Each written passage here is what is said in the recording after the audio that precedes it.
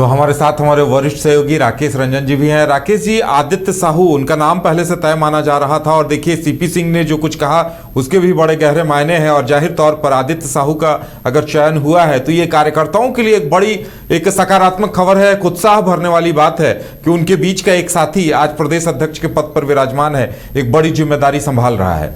जब बीजेपी में ये खासियत तो देखने को मिलती है कि जो साधारण कार्यकर्ता होते हैं वो ऊंचे से ऊंचे पद तक जो है वो पहुंच जाते हैं।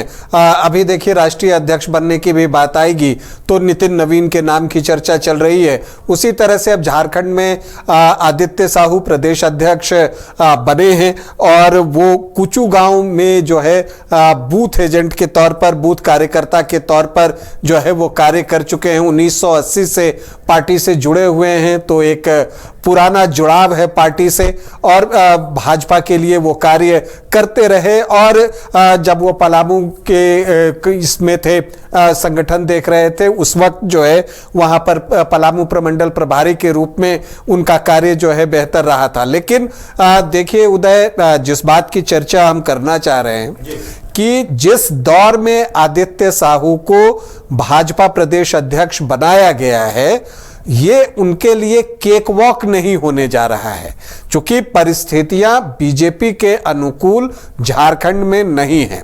और देखिए, एक जब आप लंबे समय तक सत्ता से दूर रहते हैं तो कार्यकर्ताओं में जोश भरना एक बड़ी चुनौती होती है, क्योंकि कार्यकर्ता हतोत्साहित होते हैं। और अब आप देखिए कि 2019 में जो चुनाव हुआ था उसके बाद से बीजेपी सत्ता से दूर है, तो कार्यकर्ताओं में जोश भरना जो है वो आदित्य साहू के लिए पहली बड़ी चुनौती होगी, क्योंकि कोई भी लड़ाई आप कार्यकर्ताओं के बूते ही लड़ते हैं। अगर आप देखें तो रिसेंट पास्ट में तो आपको दिखेगा कि बीजेपी ग्राउंड में जितना सक्रिय है झारखंड के मामले में, उससे ज्यादा सोशल मीडिया पे सक्रिय है। ऐसा तब होता है जब नेता खुद ग्राउंड पर उतरना नहीं चाहते, या ऐसा तब होता है जब नेताओं को लगता है कि हमारे कार्यकर्ता इतने उत्साहित नहीं हैं कि वो ग्राउंड पर हमारे साथ लड़ाई लड़ने आए। तो ये जो फेज चल रहा है बीजेपी का, इससे बाहर निकालने की बड़ी चुनौती आदित्य साहू के सामने है। क्योंकि देखिए, मुद्दे तो बहुत सारे बनते रहते हैं जो जनहित से जुड़े होते हैं। जनहित के मुद्दों को सोशल मीडिया पर उठाना आज के समय में लाजमी है, जरूरी भी है, लेकिन उतना ही जरूरी है कि जनहित के मुद्दों को ग्राउंड पर भी उतारा जाए।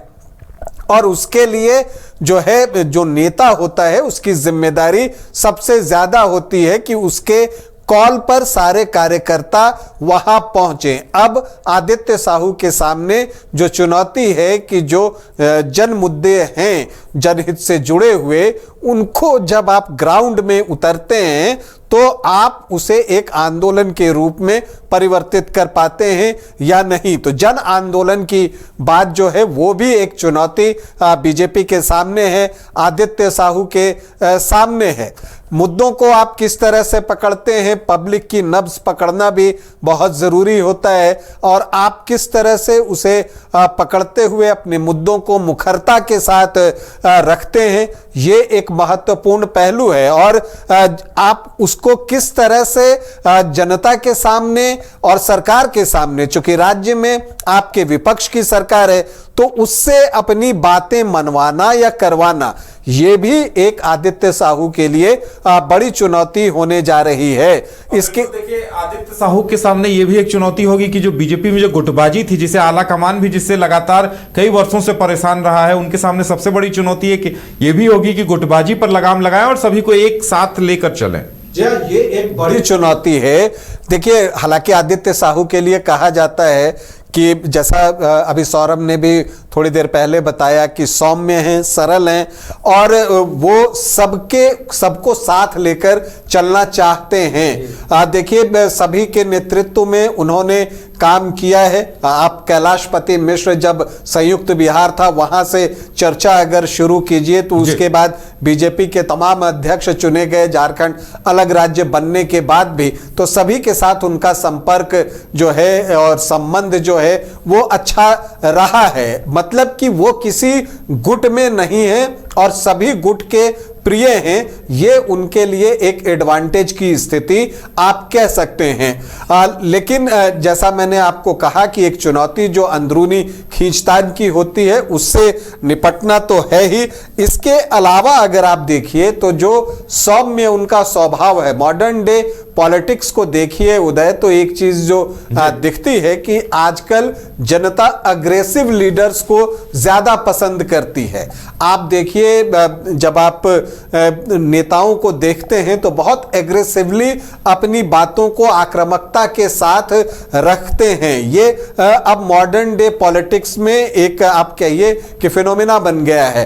तो अब अपनी बातों को एग्रेसिवली कितना आदित्य साहू रखते हैं, ये भी एक उनके लिए बड़ी चुनौती है, क्योंकि इसके लिए उनको अपने स्वभाव में भी थोड़ा बहुत परिवर्तन करना जो है वो पड़ सकता है। और जो सबसे बड़ी चुनौती है वो ये है कि भाजपा झारखंड में सरकार में नहीं है और ये तय है कि वो अगले जो चुनाव होने जा रहा है 2029 में तब तक नहीं होगी। तो इनके लिए चुनौती ये भी होगी कि 2029 चुनाव के लिए, चूंकि आपको लोकसभा का भी चुनाव होगा, राज्यसभा का भी, या माफ कीजिएगा विधानसभा का भी चुनाव होगा, तो ऐसे में पार्टी के लिए वो प्लेटफॉर्म मुहैया कराना जहां भाजपा झारखंड में दोबारा सरकार में आ सके और लोकसभा में ज्यादा से ज्यादा सीटें जीत सके, ये भी आदित्य साहू के लिए बड़ी चुनौती होगी। तो इसलिए मैंने कहा कि ये केक वॉक नहीं है जैसा कि लगता है कि एक उपलब्धि है।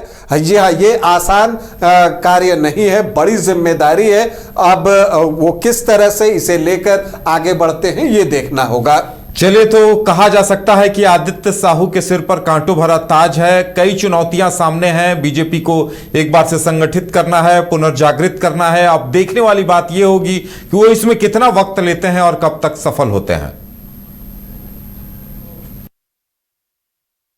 घर रहने का मकान भर नहीं, ये खुशियों की तिजोरी है।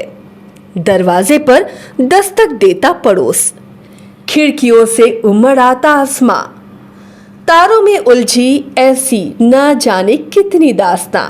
कहती हैं चले डायमंड सिटी, एक सफर हम सफर के साथ अपने घर तक।